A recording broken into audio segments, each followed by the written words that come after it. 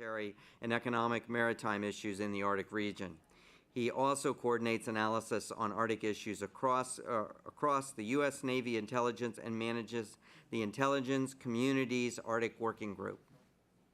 Zach, thanks for joining us. Thank you, and thank you all for taking the time to listen.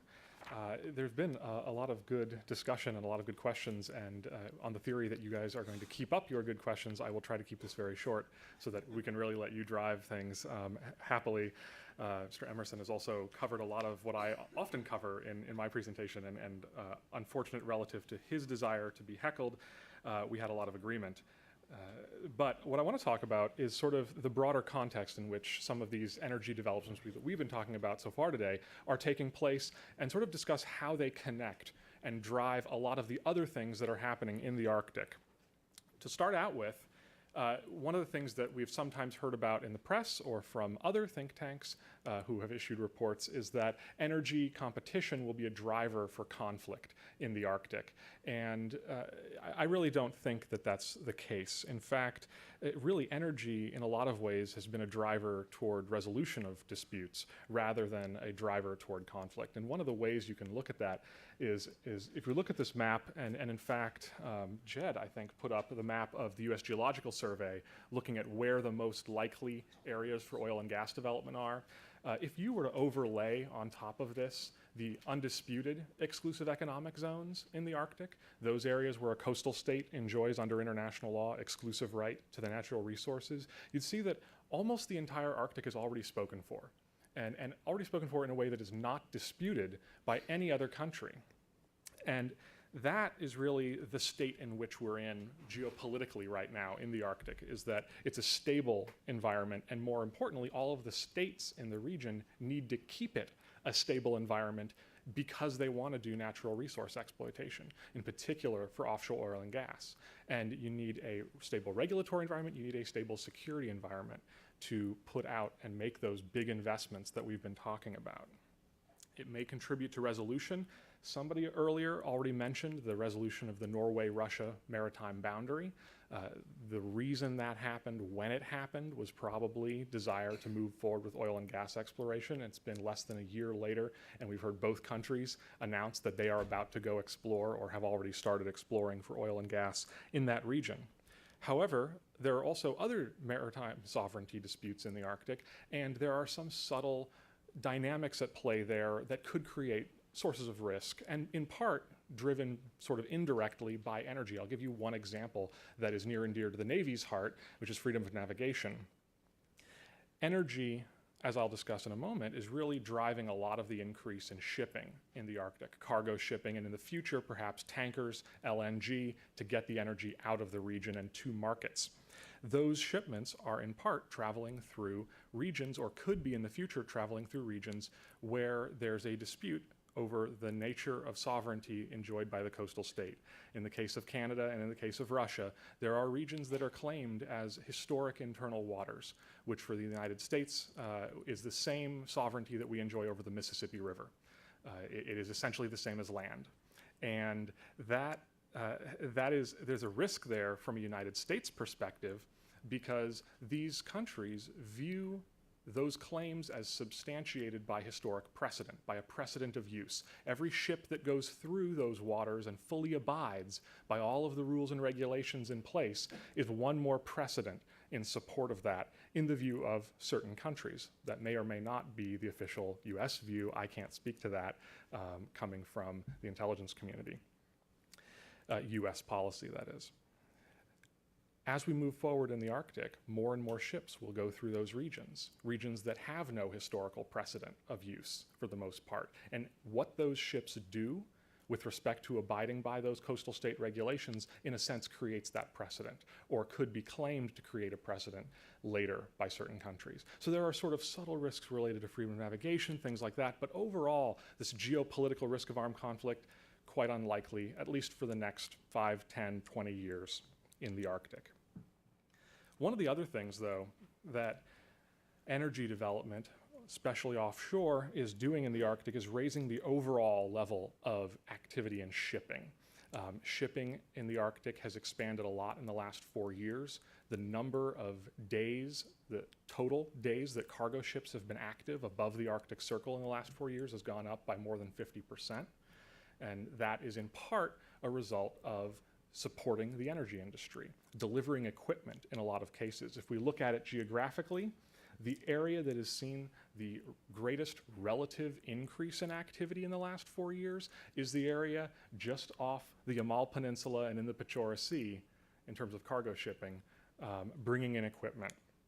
In addition, there's been expansion in activity by service craft, by tugs, by icebreakers, by research ships. In almost all of those cases, most of that increase in activity is coming from support to the oil and gas and to some extent other natural resources development sectors. Most of that, however, is what we call destinational shipping. It's not transshipping. It's not yet going from the Atlantic to the Pacific or vice versa. And that's something that we think is pretty unlikely in terms of making a major impact on a global scale. Mr. Emerson also mentioned the distinction in talking about oil and gas investment between global, if there's $100 billion invested in oil and gas in the Arctic, that's a big deal in the Arctic. Is that a big deal on a global scale? Well, the same thing can be said of shipping. The example I like to use is that last year, about 35 ships went across the entire northern sea route, the whole top of Russia from the Atlantic to the Pacific, 35 ships. That was about double the previous year, which was about double the year before that. It was about double 10 years ago, they were getting 2 or 3 ships a year, right? There's been a huge increase in activity in the Arctic. But compare that to the Suez Canal. How many ships went through the Suez Canal last year? About 17,000. There's a difference when you talk about a global scale. Shipping in the Arctic would have to increase so tremendously to make a major impact on the Suez Canal. And last year, by the way, was a slow year for the Suez Canal because of the economy. It peaked a few years earlier at about 20,000. So we don't think that that's where the increase in Arctic shipping is going to come from. It's going to come from delivery of equipment for resource extraction and then extraction, moving those resources out, both for tankers and for cargo ships. It's also driving, energy is also driving political attention. We had a question about China and Chinese interests in the Arctic. I think that that's really being driven by the natural resources. There's been talk also of shipping lanes and things like that. However, just talking about transshipping, as I just was, in terms of the total amount, 35 ships did that across Russia. There's a lot of limitations there. It's not always the shortest route, first of all. There are depth limitations along those routes. It's a very harsh environment. It'll continue to be a very harsh environment for a very long time. There's virtually no infrastructure. Some of the things that have already been mentioned today will keep that minimal. So it's really natural resources that's driving a lot of that political attention, also because that's where the money is. I said that armed conflict is pretty unlikely. However, energy interests are also driving what could be termed non-state conflict in the case of environmental protest, which we've also already heard mentioned today. That's been happening. Americans sort of started paying attention to that this year with Shell, but it's been happening already for about 3 years. Every year, Takaran Energy off of Greenland has had protesters, has had rigs scaled and shut down, affecting their timelines. We've heard about the amazingly long timelines that some of these oil and gas developments have had. And then another area, the last area that I'll highlight with respect to what energy is driving in the Arctic is technological development.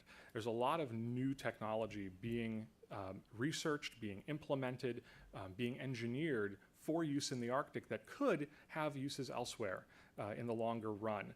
It's very hard right now to clean up oil spills in the Arctic. You can't use some of the technology, or some of the existing technology is just not as good in the Arctic. So skimmers, if there's ice around, it is a challenge there. The dispersants don't work as well when there's cold water, and the microbes that break down oil spills are not as prevalent or not as quick in their metabolism. But there's also, so there's new technology coming 5 years, 10 years down the line that's being driven by those economic interests in oil and gas. And new technology to clean up oil in the Arctic could easily be applicable somewhere else as well. There's new types of radars, new hull design for ships. There's a lot of technology coming in the next few years being driven by that. But I also want to highlight a couple areas of activity that are not being strongly driven by energy, just as a reminder that it's not all, in fact, about energy, although it is almost all about natural resources. The largest share of the number of ships active in the Arctic is fishing ships. It's not cargo ships. Cargo is second. There are more fishing ships active in the Arctic on any given day above the Arctic Circle than any other type of ship, and that activity has also been growing in the last 4 years. And in fact, the fish are starting to change where they spend their time. Some of them follow the ice edge, some of them follow other characteristics of the marine environment.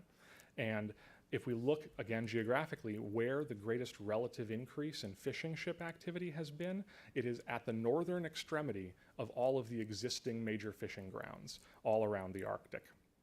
And that is also likely to continue. Fish will move, fishermen will follow the fish, and that has very little to do with oil and gas development, but could also give rise to tension if fish move to a different exclusive economic zone, for instance. And it can also impact, for instance, search and rescue availability for aid. And then the last type of activity that I'll highlight that is also has little impact from energy development is passenger ship activity, is cruises. There's been a significant increase in cruise ship activity as well in the last few years. The tourists will keep going, and they will keep going to very dangerous places, and that will keep happening whether or not lots and lots of oil is found in the Arctic, much like the fishermen. So that sort of gives some idea of some of the directions that you can consider when you're thinking about the way in which energy is relating to all of these other developments. How does it then feed back on energy? There's a sort of a virtuous circle in terms of economic benefit that is going to kind of come from infrastructure development. Energy is driving a lot of infrastructure development, especially in Russia. We hear rhetoric out of Vladimir Putin, out of other Russian officials about how important the Northern Sea Route is going to be for Russia's future. The Northern Sea Route is probably, if it ends up being important for shipping, it will probably be because its infrastructure benefited from oil and gas development. The economic viability of the Northern Sea Route for that scale of shipping probably wouldn't support on its own the infrastructure that oil and gas is going to bring to that region, to the Barents, to the Kara Sea, in the longer term, perhaps farther out. And so once you get that going, then shipping. We're looking out 20 years now, 30 years now, potentially. Shipping can start to go through that region. That, in turn, will come back and benefit the viability of further oil and gas development. So think about all of those complex mutual interactions. And as I said, I wanted to keep this short in order to take this in the directions that you want to take it with your questions. So I will turn back over, and thank you very much for your time. Thanks, Zach. Our next speaker is Robert Johnston. RJ is the director of Eurasia Group's Global Energy and Natural Resources practice. He specializes in energy and commodities research as well as client relations. Previously, he was a managing director of equity research at Medley Global Advisors, where he was responsible for providing political and strategic insights to clients in institutional investment community and served as a lead analyst for global energy equities. He's had other significant positions regarding energy trading. So let me introduce and welcome RJ here to our program today. Thanks very much, Jim. I appreciate the introduction, and I appreciate the invitation from David and the Woodrow Wilson Center to participate today. I have to say, given the recent heat wave here, this is a great topic, and I certainly felt at least semi-Arctic conditions, maybe Sakhalin-like, underneath this air conditioner here. And it was all good, by the way. So, like Zach, I want to kind of hit some key points here to set up the final Q&A session. My focus, as mentioned, is more on the energy side, and I want to link some of the Arctic discussion back to the global energy and U.S. energy context in particular, if I could, with some concluding and summary thoughts here. The first and foremost thought, of course, is on this resource-based question, and where does the Arctic energy, both oil and gas, maybe things like methane hydrates in longer term, fit into the global supply outlook, in the medium to long term. And I think the key point to start with is that in my view, and I think in the view of many in the industry, this is clearly a case of difficult oil, right? This is a term that the International Energy Agency started to use a couple years ago to encompass oil that was higher cost and more technically complex, such as oil sands in Alberta, shale oil in North Dakota, by some definitions, ultra deep water oil, and certainly arguably Arctic oil as well. So a higher cost resource that has a more complicated extraction technique, both in terms of the engineering and in terms of managing environmental risk in many cases. And of course, the industry has shifted toward this type of resource because of the growing difficulty of finding easier oil, right? The conventional barrels in politically safe jurisdictions that can be developed at low cost, of course, are quite hard to find now, including in markets like Russia. So I think that that's not a new idea, but I would argue that most of the focus of this discussion has been on the shale oil in the US, the oil sands in Canada, a couple other resources, and much less on the Arctic. And that's because the Arctic is, as the speaker suggested, a longer term story. But that's not to say that it's all a long-term story, right? If we talk about Alaskan energy policy, we just have to go back to the 2007 National Petroleum Council study. We have to go back to the 2008 presidential election when Alaskan energy was a very hot short-term issue. We need to drill an ANWR. We need to refill the Alaska pipeline for another generation, right? There are some elements here that are much more, not next year or two, but not necessarily as long as some of the conce type developments might take place. What's changed since 2007, particularly in the last year or so, is that, of course, prices now are $80 to $90 a barrel. It was $147 a barrel in June 2008. There's a perception now that peak oil risk is lower, perhaps, than it was because of the kind of technological innovation that's been discussed here today. So that does suggest that the urgency and the policy focus on the Arctic resource, even including Alaska, here in Washington, but also in other major energy consumers, has diminished somewhat. And I think what Charles said made a good point that the U.S. doesn't really even view itself as an Arctic country, so it's easy for that to slip off the radar screen in the U.S. energy policy discussion. Second key takeaway here.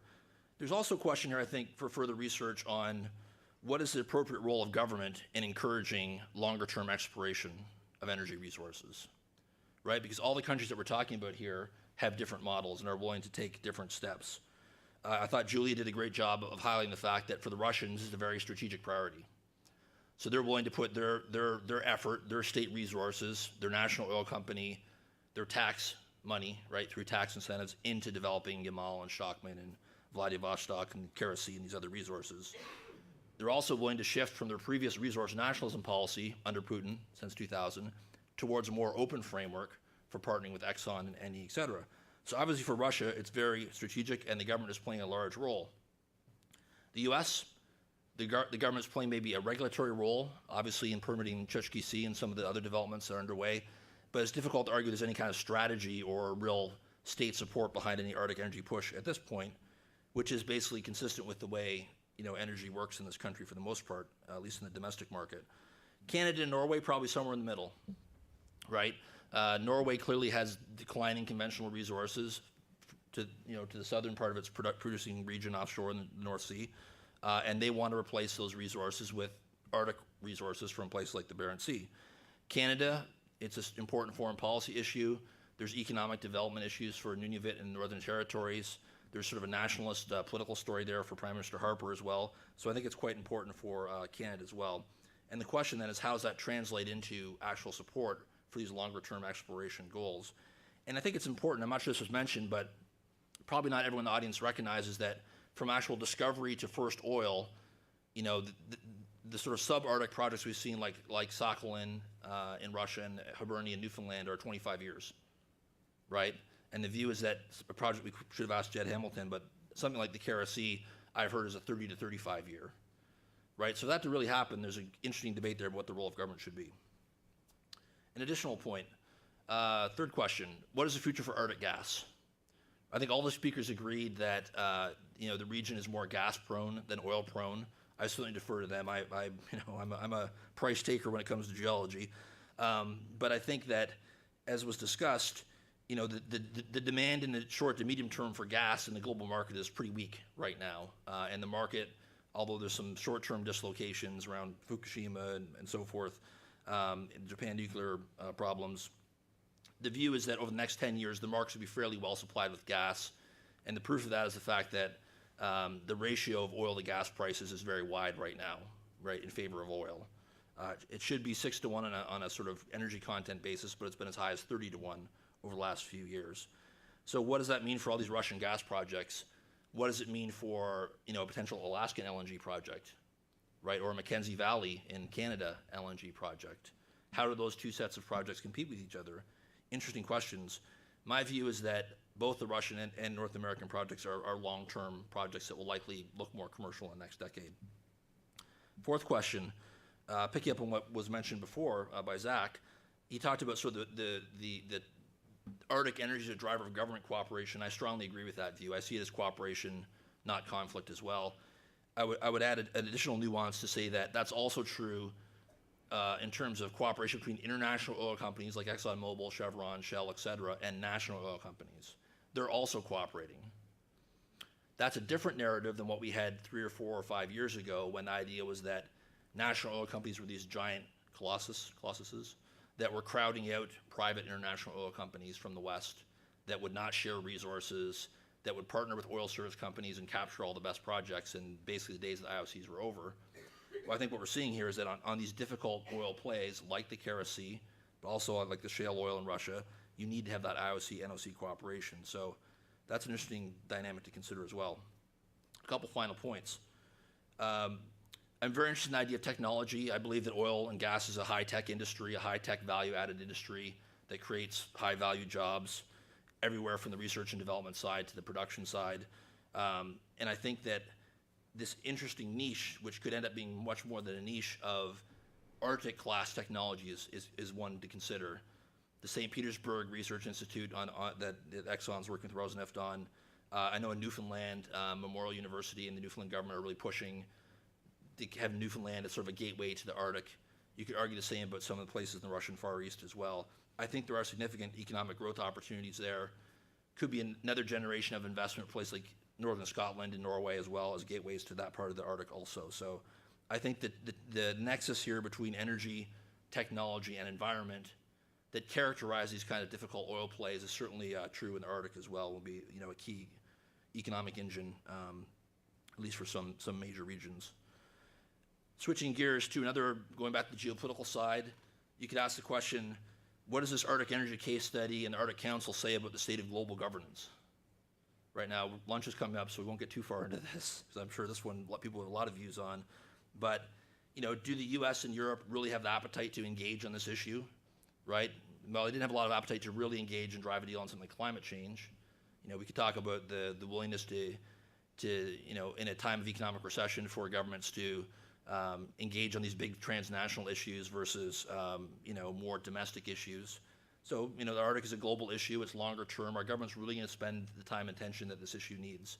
I think that, a good point was made earlier that we are seeing this, cooperation on the science, but the actual task of converting to regulation and meaningful regulation with enforcement is much more down the road, perhaps. And then lastly, the questions around social license to operate, with the focus on shale gas in the United States and elsewhere, and the oil sands in Alberta, the question of social license to operate for industry is always at the top of the agenda because of the potential environmental impact of this difficult oil and gas extraction. I certainly wouldn't claim to be an expert on same-season relief wells or iceberg management, but I think the communications challenge is very similar to the shale gas case, right? Basic questions: why is it important that we develop these resources, right? That's the first question to answer. How can it be done safely? And perhaps most controversially, which government and non-governmental actors can be entrusted to monitor that it's being done safely, right? So I think that's a story that industry's going to have to develop a message on as well, just as it has with shale gas. So a few thoughts there to maybe link this back to some of the larger energy policy questions, and I look forward to your further questions. Thank you. Thanks, RJ. Thanks, RJ. Well, we'll open our final Q&A and discussion time here. So, Okay, let's see, we have the mics here. If you'll just wait for a mic, and right in the middle of the back, there's a question there. And then also one in the far back to the left.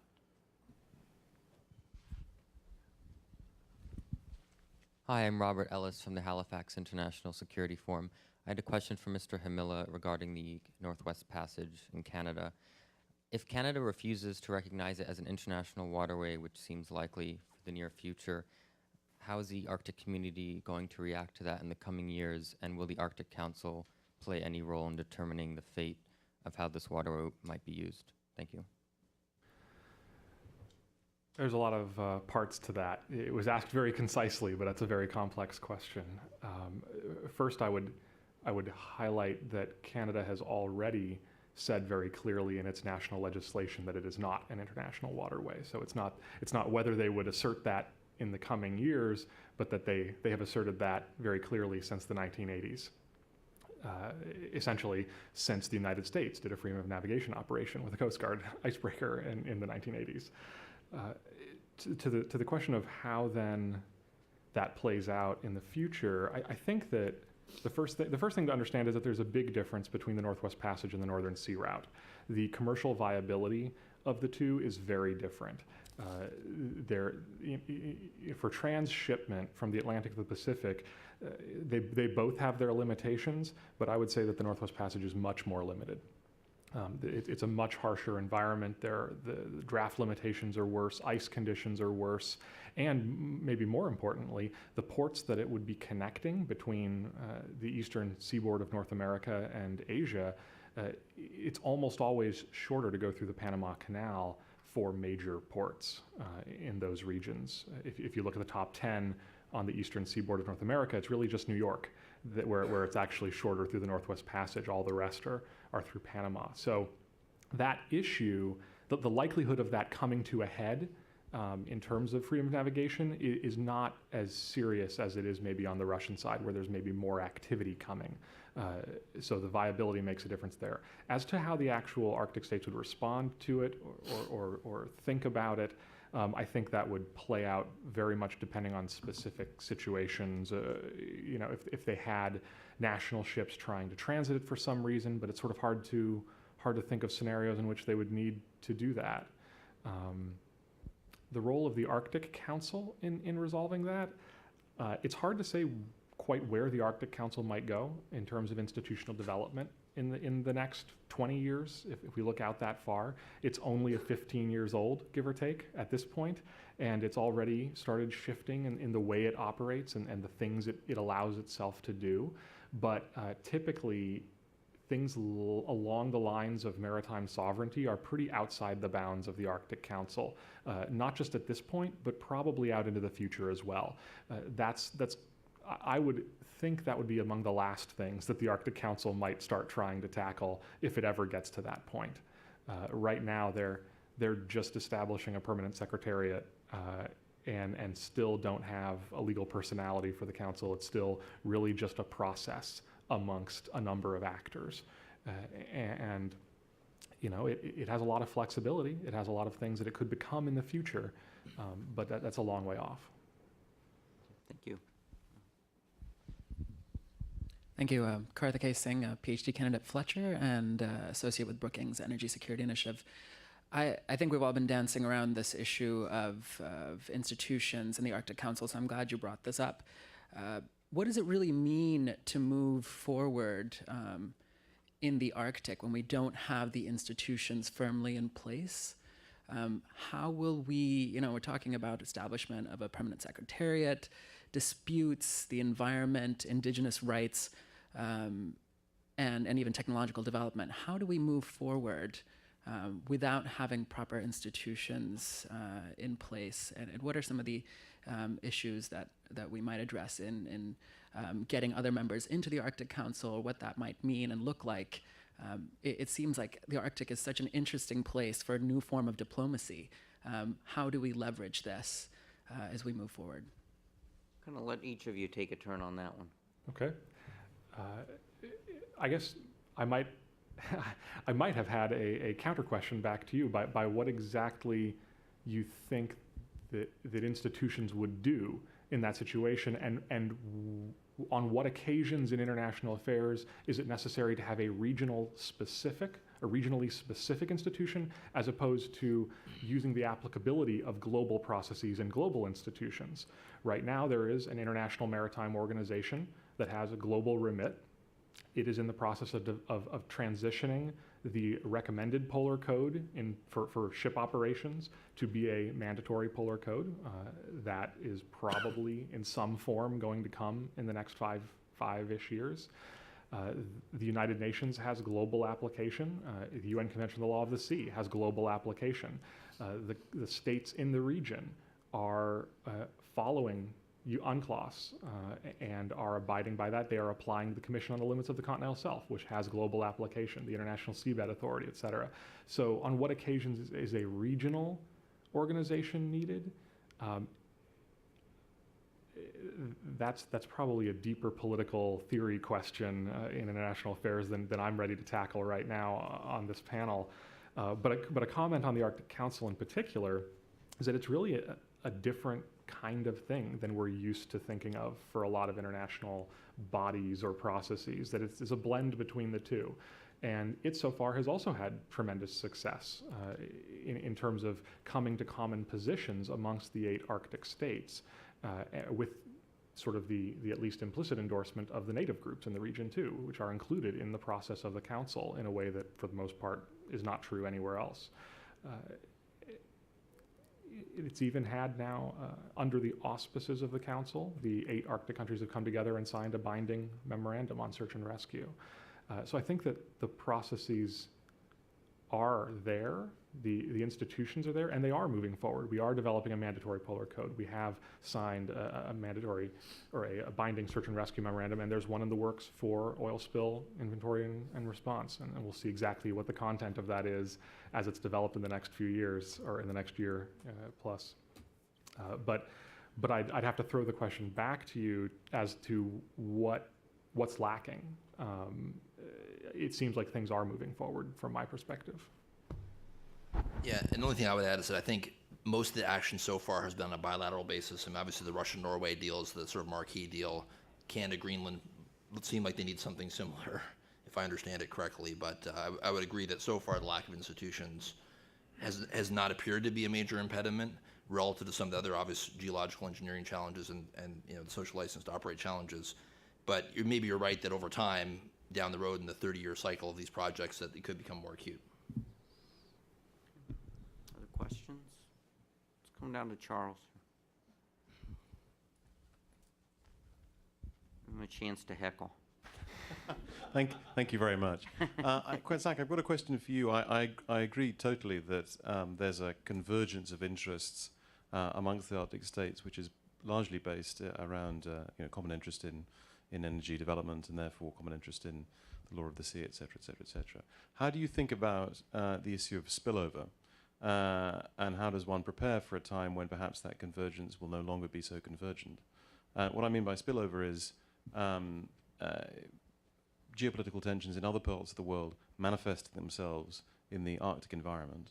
How do you think about that? I think that is a risk. I think that certainly, well, I mean, we've seen that in what the example that comes to mind is the Chinese relationship with Norway, where policy related to sort of internal Chinese politics and Chinese government preferences domestically is played out in an international forum or international relations that is then affecting potentially Arctic geopolitical dynamics. So I think that risk exists. Certainly, if there were a major rise in tensions between Russia and the West, that the Arctic would not be immune from that there would be some kind of spillover there. But at the same time, there have been points of tension in the last 5 years where it has not spilled over into the Arctic as much as we might have thought in terms of cutting off of working level ties and things like that amongst a number of countries. In terms of the longer term potential for that convergence of interests to break down, that's a very It's an interesting question. It's also a hard question because it really requires sort of imaginative creativity that, hey, the intelligence community doesn't have a lot of. So, I personally can't think of any really good, I can't imagine any really good ways where those interests break down. I can imagine situations in which those interests stay intact and yet misunderstandings occur. Certainly, the rhetoric back and forth between Canada and Russia for about 2 years there was, it sort of got more and more tense and more rhetorically bombastic. And then they both kind of realized that it was mainly rhetoric on the other side. That the Russians realized the Canadians were not quite as militarist as they were sounding at the time. And the reverse, the Canadians realized the same thing. And that cooled it off. But the same kind of dynamic could play out, the sort of mutually escalating fears. But I'd be curious if my colleague on the panel here has any other sort of creative ideas, or if you have specific ones that you think of. Yeah, I mean, honestly, listening to you talk about it, both of you talk about it, I was thinking about the situation with Cuba, right, and the offshore drilling there and some of the complexities around that. And in the sense that one of the triggers could be that if there was a spill by a Russian or Spanish or Chinese company drilling in that Cuban maritime zone, if that same situation happened with a Russian rig that did something that impacted Norway or the U.S. or Canada, maybe that would be the kind of thing that could be or the reverse, of course. Maybe that would be the kind that'd be a trigger, but that's maybe the wild speculation I'm looking for. Yeah, well, I think we're looking for wild speculation. But let me jump back in, if I could, for a moment, and actually connect your question to the institution's question. One of the things that we sort of considered is the possibility that the earlier question asked about outside increasing membership or involvement of non-Arctic states in the Arctic Council. So far, that hasn't happened very much. One new observer was accredited, within 1 year of the founding of the council. But basically, it's remained, its membership has remained, its permanent participants have remained, the observers have remained the same. And now there are, I believe, 5 or 6 states that are waiting for their applications to be observers to be to be decided by the members. Singapore being the most recent, which applied just a few months ago to become an observer. And if, for whatever reason, those applications were denied and no new observers were admitted, then that, I think, could return back to your question of creating a dynamic in which these states that have identified for themselves concrete economic interests in the Arctic, like China, like Japan, two great examples, increasingly try to take Arctic issues somewhere else. All of those global institutions that I just mentioned, in theory, have authority in the Arctic as well. And in theory, issues could be taken to them rather than the existing processes and the existing modes of interaction. And that could certainly create or disrupt, not necessarily disrupt the positions of the Arctic states, but disrupt the way that those positions interact with each other. Thank you. Other questions?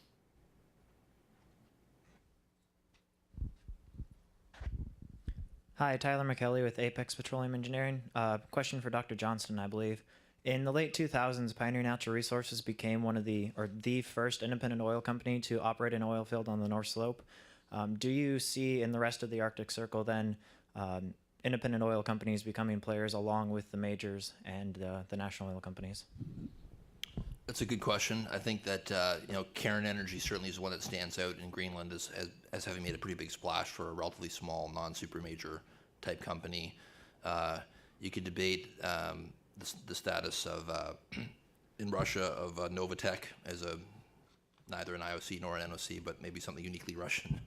But bottom line, I think, and again, Jed would probably have a better idea, but I think that the sheer scale of cost of exploration alone, let alone development, is going to be pretty intimidating for a lot of independent oil and gas producers.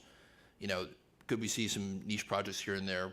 Perhaps, but I think for the most part, you look at a project like Stockman, for example. I mean, there's only 8 companies in the world that could do that, or even consider doing it. So probably be pretty limited for independence. Or we could have exploration be Yeah. done by independents and then that merge into a larger which is probably the Cairn play, yeah. effort, so an idea. Other questions out there? I'll give you a chance here and we'll still get wrapped up early, even if you have a question. Okay, there's one in the back.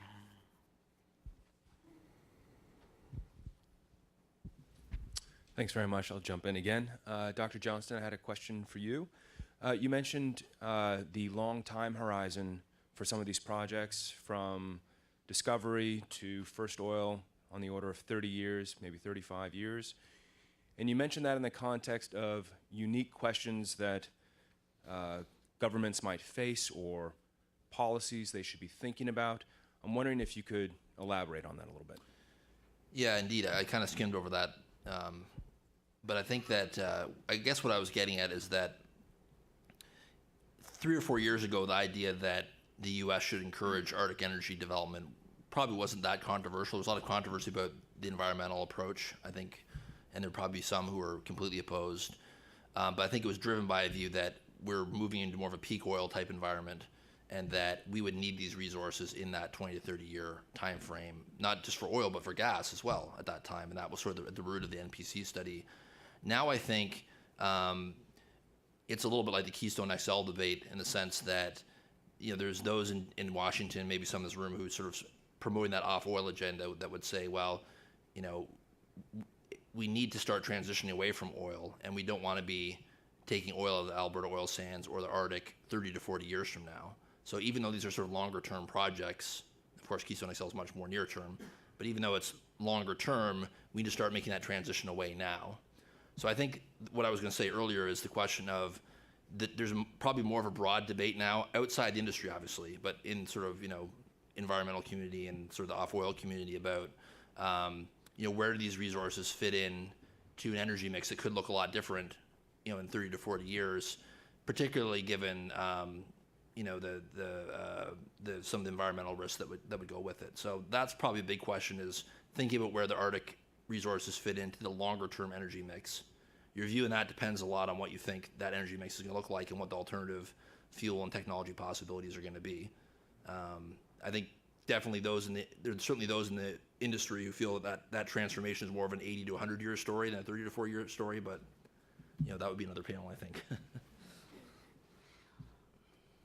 Well, if you would all join me in thanking our speakers here.